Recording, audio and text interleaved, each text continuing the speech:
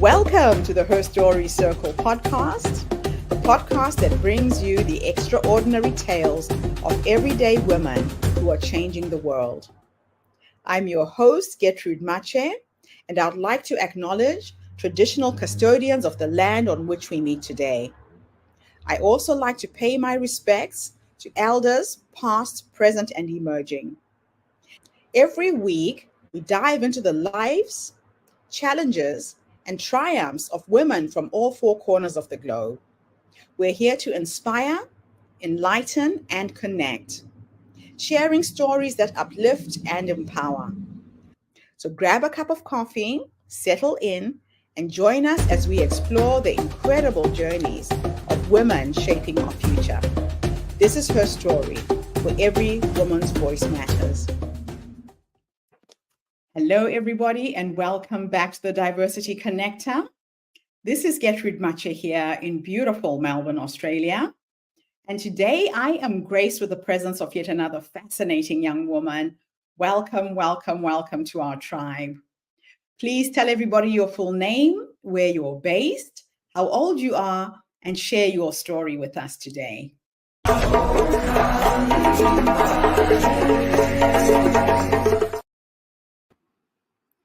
Hello, Gertrude, and everybody else that's watching. Thank you for having me today to share my own story. Well, my name is Rumbidzai. I'm Rumbidzai Mutandwa, originally from Zimbabwe, and I'm currently based in Malaysia, back and forth in Singapore because I have like business settings over there. So basically, my story really is about a young woman, very curious by personality, who always has thought about, what more life has to bring. I'm a woman that was born of an absent father. By the time that I grew up, my father wasn't around, so I was raised by my grandparents. My mom was a young woman who was 21 at the time that she had me, and she was born in Zambia. She had just moved with her family, my grandparents, to Zimbabwe and was trying to find her way, where she met this man who, that's how I came to be. So, I guess when I think about myself and my life story, I always want to look back as to where have I come from, where, what really, because I've always been fascinated about what really is the purpose of my existence, because I grew up around cousins, you can imagine, who had their moms and their dads, and I never got to use those names like mom and dad because my mom also passed when she was 10, when I was 10 years old, from HIV. And not that I understood a lot about it at the time, but I don't know, really, when I think about my life, I just feel like there's always been a graceful presence that has carried me through different circumstances. And I can't say exactly I'm someone that grew up around a lot of trauma. And now being somebody that is in psychology, I'm in Malaysia, I studied psychology, and I'm a vocational instructor for young youths. These are people around the 17 to 21 years old trying to find their way from high school, a transition from high school to university level. And so I help these youth, try to figure out what it is that they want to do with their lives, where they think they want to go with their career and stuff like that. And in their story, I find myself, because I was a person who comes from, I'm sure Gertrude would agree, that growing up in an African setting, I don't think we've actually ever grown up being told, you have a passion for something, and so that's going to be what you will do in your life. It's always, for me, a life of strife as an African person, a life where if you have a heart of dance or music, you're never told, that's really what you love. And so that's what you need to pursue in your life. It's always about, get an education, get a good job so that you can just make it out of, I guess, maybe the constraints of, poverty and things like that. I think that is the life of a typical African child. who someone like me was.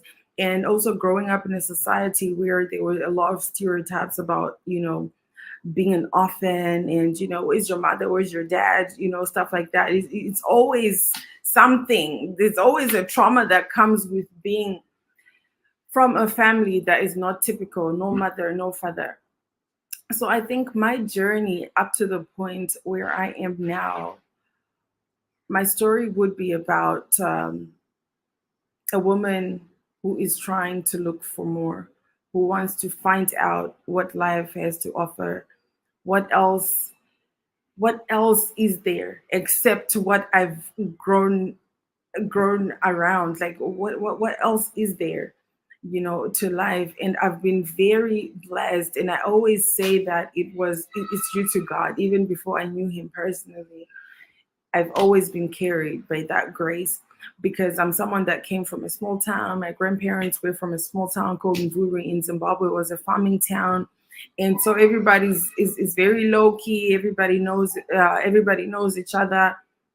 And I was very lucky because I was able to get good education in very good schools because of the influence that maybe my grandparents had in that little small town. My grandmother being a midwife, and everybody knows them. And then there was a very beautiful school where I even went to school with, like, some of the white settlers that eventually were leaving Zimbabwe. So I think that was my very introduction to what diversity is, because although I was growing up in a neighborhood where there are common values and cultural, belief systems, where it's like, anyway, I grew up in these places, and then had access to people who had a different life in economic status, socioeconomic status than I was. We're talking about, white people who have access to, things outside the borders of Zimbabwe. And I think that's where I got my enthusiasm of wanting to know what more is outside of what I've just been born into. So now that I found myself in Malaysia, and I've been in different other countries before I ended up in Malaysia, I find that, my story has changed from being one of strife, of, I just want to make it. I want to be able to have a family where I can afford food, to eat whatever I want to eat, and to take my children to schools that they want to go to, and to have my children go and have swim lessons, or stuff like that. It has moved from that perspective to a life of, what do I like? What do I love? What do I enjoy? What is it that I say no to? What is it that I can accept? And what is it that I will reject? And it is a very tough, journey to navigate, because growing up in a space where you're told, a woman belongs here, and this is what is expected of you as a woman, as an African woman, as a wife, as an African wife, as a Black woman, as an African in general. I have very much grown from, from those beliefs and perspectives, because I've been surrounded by people from different cultural backgrounds, and the diversity that I have been exposed to has now taken my journey and myself to a place where I know I have a purpose which only has been set for me, not based off of the story that is told in my society or my community, that this is exactly who I'm supposed to be. So truly, I would want to move forward with my journey, really, in trying to make other women and other people, especially African people, understand that we are not confined to the belief systems that are just around our communities and societies. We are much bigger than just what we're told we're supposed to do. We have something innate that was meant for only us to do. This can only be one me. There can only be one you. and you are meant to carry a purpose that is just meant for you. And that could be something that is actually against the belief systems or that we've grown up with. So I'm still work in progress, but really my story is one of a woman who has been brought up in certain confines of societal expectations and just trying to break free and find who exactly I am and who I should show up as in this world. So thank you. Your story is absolutely incredible, Rumbi. When I listen to you speak, I have met so many women from Southern Africa who have similar stories. The HIV pandemic certainly took a lot of our loved ones. As you know, I grew up in Zimbabwe. I can relate to your story in so many ways. But it looks to me you came out on top of a situation that could have been worse than what you actually managed to do. So let's start by talking about your career in psychology. What inspired you to pursue a career in psychology? And how did that lead you into the beauty industry and entrepreneurship? Okay, so even to answer that, it just goes back to exactly what I've said about my story. Getting into psychology, I think it was a knowing. It was always innate where I wanted to understand why people behave the way they behave. Why are we the way that we are? Like I always felt like like what is going on? And now that I think about it, is I don't think I really wanted to understand why people act the way. I wanted to understand myself. I wanted to know where my place is in society as an orphaned girl growing up with their grandchildren. I mean, with a grandparent, being raised by a grandparent, and then having access to people who have, a different socioeconomic, background than me. And then I would ask myself, like, well, how is it I'm so lucky to be here? Otherwise, orphans who are like me are treated this way and that way and that way. And I would want to understand why people behave the way they behaved. I remember that, going through high school and then going to A level where they ask you that you need to, you have to specialize in something that you're interested in. I did what they call commercial subjects, that's accounting and business management and stuff. But then even still, when I decided, by the time I was going to university, it was something I knew from inside. I wanted to do something to do with humanity, why people do, why they, what they do. And I want to help people who, just help people from the perspective of the mind. So that got me into psychology. And then after graduating, me finding myself in a place where I'm like, what do I like to do? What am I passionate about? I discovered, you know what? I like looking good. I know that if how I look probably resembles, how I feel inside. And so me pursuing beauty is something. I was in boarding school all my life, and I learned how to do hair and stuff like that. So after the COVID pandemic, I decided, you know what, let me pursue something that I know I'm very good at and that I know I would be happy to see someone, I wanted to find women that look good. A woman should look good. You should just, exude what you have inside on the outside. And so that's how I pursued the beauty industry. And then, it works hand in hand, actually. Yeah. So working and living in Malaysia, Singapore, Zimbabwe, how have these diverse cultures you've been a part of influenced your professional practices, both in psychology and the beauty industry? Well, there's definitely a profound gap and difference between what psychology looks like, or the fields of psychology in Africa and in this part of the world. And there are similarities as well. As I have seen, Southeastern Asian people are also governed by their traditions and their cultural belief systems. And it is also different. I went to an Australian university, which is not the conventional type of, education, where it's like, you know what, let's think outside the box.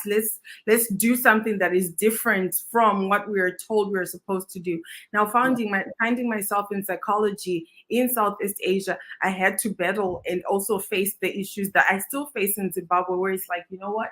You can't just come out there and speak to someone and tell them, you know, your child exhibits signs of maybe autism or things like that, because they're not going to take it as, you know, it's just another mental disease, just like a flu or a cold or something like that. It will, for them, when you give them that information, it goes back to their belief systems. Like, am I being punished? Am I being what? Whereas in Africa, it's always like, oh, you know what? There was an uncle somewhere who used voodoo on this child for them to behave this way. So my influences with psychology and even into the beauty industry, they differ a little bit. And also they do intertwine, because I guess with Southeast Asia, they're a little bit, they've made a head start, right? There is more knowledge, or maybe should I say it's more advanced, you know, no disrespect to any African bodies or anything, but it's just how it is. Mental health in Africa is almost as if it's non-existent, or it's not exactly, you know, acknowledged or something. And then the beauty industry now is not even, because women in Africa they understand it. I think it's usually about what's on social media, what's trending on Instagram, what's what. And then I've realized, okay, looking at the Southeastern Asian people, they're not going to put on makeup or do their hair based off of what other people set as a standard, like what the Westerners set as a standard. Whereas in Africa, it seems like it is that way. So I want to find a place where Africans find their own identity and find beauty by their own standards, without having to, you know, look up to the standards of people who are outside our society. So transitioning across countries and industries must have presented it with so many challenges. Can you share a particularly challenging experience and how you overcame it? Well, I guess as a vocational instructor, if I look at my capacity as a psychologist in being a youth developmental advisor or stuff like that, most of the students I was working with, they're Middle Easterns. And of course, then again comes the issue of cultural beliefs and traditional, you know, systems and stuff like that. And then me being an African woman and Black at that, getting into the demographic of Middle Eastern, you know, populations, where they're like, what does a woman have to say? I don't think you know what you're saying. You're a woman and you're Black at that.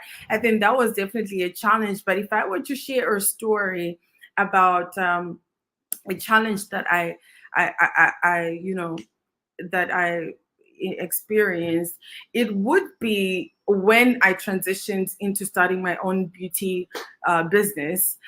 I get into this market where it's like, you know, these are my offerings and stuff like that. And I have clients who are from Africa. And then I had to make sure that I have a price point that is fair to me and my time and stuff like that.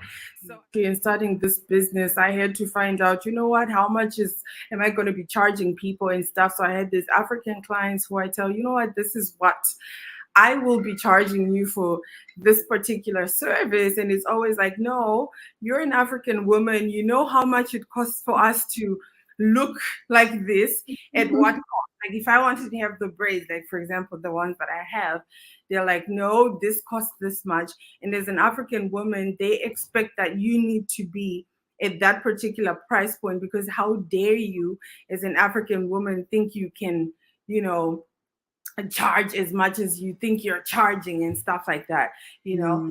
So that was one thing. And also being in Singapore and Malaysia at the same time, I'm sure everybody might know just how the difference in the economic, or maybe can I say currencies or something. Singapore is very much expensive than Malaysia is, and most of my client base was from Singapore. And I was working from Malaysia when I first opened. And so it was always about standardizing that, okay, what is the value of my service and my product versus what they expect to be paying. So it was always about, I have to make sure I make everybody happy. But these guys, yeah, it was basically something like that. But I did overcome it because I had to make sure I know what my value is, and I have to standardize. Those people that can afford, or rather not afford, those people that know that the value in which that I'm asking for them to the payment I expect them to pay for the value of what they get is, if they value that, then they're the people that I will attract, and they're the people that will come to me. Those And that they're won't, happy to I will let pay. go. Yeah. Let's talk about motherhood across cultures. Mm. Being a mother while juggling your career in two different countries, how do you manage the cultural expectations and parenting norms of Zimbabwe, Malaysia, and Singapore? To be honest with you, you know, I'm just gonna put in some of my knowledge in psychology here. When there's this the personality test, the Enneagram, and I'm a type A. And if you know the type eights of the Enneagram, it's always that they are critical people. When you tell them this, they're going to ask, why am I doing it? Why is it like that? And so I'm always a critical person. So, that being said, expectations of what a mother is supposed to be in Zimbabwe, and then having had the exposure that I then had outside of Zimbabwe, and then leaving and making connections and having these relationships with people from all walks of life, Yeah. I think it gave me the freedom and the liberty to just let go of whatever I thought I knew, and just to follow what it is that I believe in. So even though there are cultural expectations according to what it means being a mother, how it is, what it means being an entrepreneur, being in the beauty industry, this is exactly what you're supposed to do. I think I've reached a place, I've gotten to a place where I am going to own my story in terms of what I believe in and how I will do things. I really will not follow anything based off of what this culture says, that culture says, that this culture says. As long Yeah. as I know that I am respectful of other people and I am accommodating of other people's beliefs, then Yes. that's okay with me. If you will not accept mine, I will try to accommodate yours, but if we don't have to probably work together because we are conflicting in beliefs, maybe that's okay. But I will always respect another person and show up in the world as the person who I believe I'm supposed to be as a mother. As a Mm. mother, I can work and I can leave my children for a week because I'm pursuing a business endeavor or something, because I'm still going to come back. My children will understand me. I will speak to my children. Children adapt. I will tell them, and mommy's doing this, is doing that, and this is, they always see the results because my children would demand what is due to them because of Yeah. that you were not available. So I just work with what I think I believe as a person, as opposed to what are the expectations of society and culture wherever I am. So, what advice would you give to aspiring entrepreneurs, especially those who wish to bridge the different sectors like you have with psychology and beauty? I will tell an aspiring entrepreneur that go for it. Go for it. When something is planted into your mind or your heart, I think sometimes it's always like a blueprint that's just has been given to you. I've faced fears, and I think that's just something that's very common for any person that wants to pursue entrepreneurship or anything.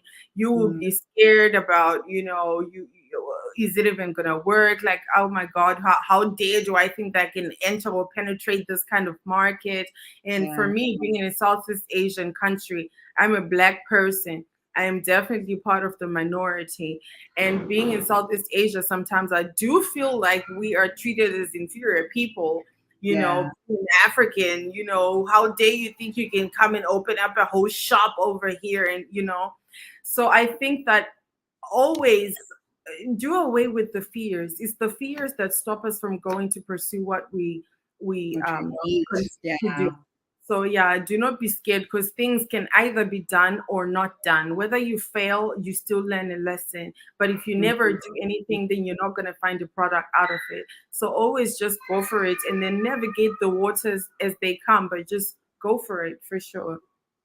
Okay.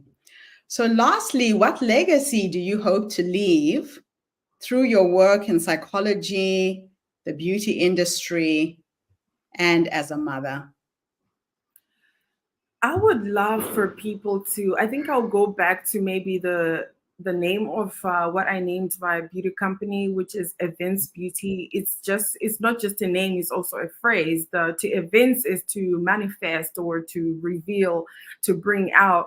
So it comes in two ways. It's like manifest the beauty that is inside, and by inside, I'm talking about your true self, the inner self, the one that you were created to be, that you probably in the physical manifestation, you don't know who that person is, and we're all trying to figure out who that person is.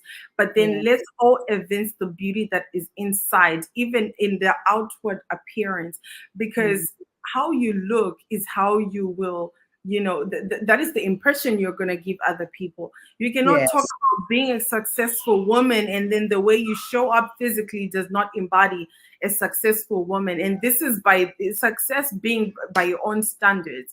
So I feel like with beauty and psychology, what you look like outside usually tells the story of exactly what is going on the inside. So I Yeah. want to I really do want to intersect both psychology and beauty, and make sure that people know that your mental state always speaks through your outward appearance. So Mhm. sometimes be well, do well, live well. Yeah, that's really my story. I really want people to understand that the way that they look also speaks to how they feel, or who they believe they are from the Mm. inside. So really, that's just my legacy. Let people own their identity according to who they are from the inside, and Yeah, exude it outside to other people. I love it. But let me throw in another question. If I could take you back, go and have a conversation with the younger you, that little girl who grew up in Africa, her mother died, dad's not in the picture. If there is a young woman who's in a similar position right now, and it looks like an impossible place to be, if you could go back and give her three nuggets of wisdom, three pieces of advice, what would those three nuggets of wisdom be based on what life has taught you up until this point? If I were to advise any woman, I mean, a young person, or I would go back and tell the younger me, I would speak on based off of the story that I live in right now. Everything that I have right now, or the way that I have lived, or the places that I've been to, I think it's stuff that I've actually dreamt of. I have dreamt about these things, about even being in a plane, because when I was 5 years old, I would just wave at the planes up there, and none of my family members had ever been on a plane.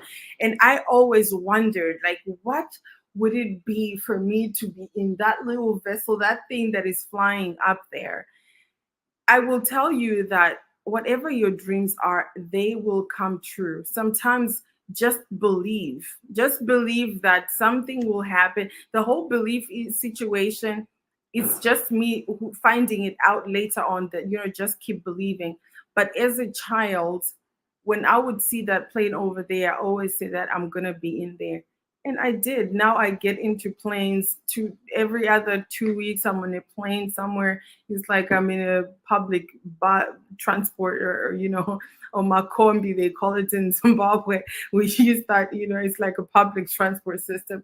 So I will tell you that your dreams will always come true, and always dream big and go for it, because whatever you set your mind to, it can come to pass. We have the power and we have the authority to manifest and come to bring to fruition things that we conceive with our minds. So definitely go for anything that comes into your mind. Just say, you know what, I can do it, believe in it, and go for it. And then you will see it come to pass for sure. Thank you so much. What a fascinating interview this has been. An absolute pleasure to have met you in Bali and now to share you with our community. Thank you so much for the interview. Thank you, Gertrude, for having me. I hope this is going to help somebody. And thank you to everybody who's tuned in today. The Her Story Circle is attracting women from all over the world, talking and sharing our lives and our stories. We focus on business and entrepreneurship, health and wellness, family and relationships, creativity, social justice, and spirituality. So tune in again tomorrow when I interview yet another amazing guest. In the meantime, have a fantastic day, morning, or evening, wherever you are in the world. And Rumbidzai, thanks again for the interview. Thank you, Gertrude. Thank you, everyone. Bye for now, everybody. Bye. Thank you for tuning into the Her Story Circle podcast. I hope today's story has inspired you to believe in the power of our stories and the difference you can make in the world when you use your voice. I'm Gertrude Mache, and it's been an honor to share this space with you, where voices from all walks of life come together to weave a rich tapestry of diverse perspectives. Don't forget to subscribe, rate, and review our podcast to help us share these stories with more listeners. Follow us on social media by looking for the Her Story Circle podcast for more updates. And join us tomorrow for another episode filled with courage, resilience, and empowerment. Remember, your story matters, and together we're building a stronger, more inclusive world. Until next time, keep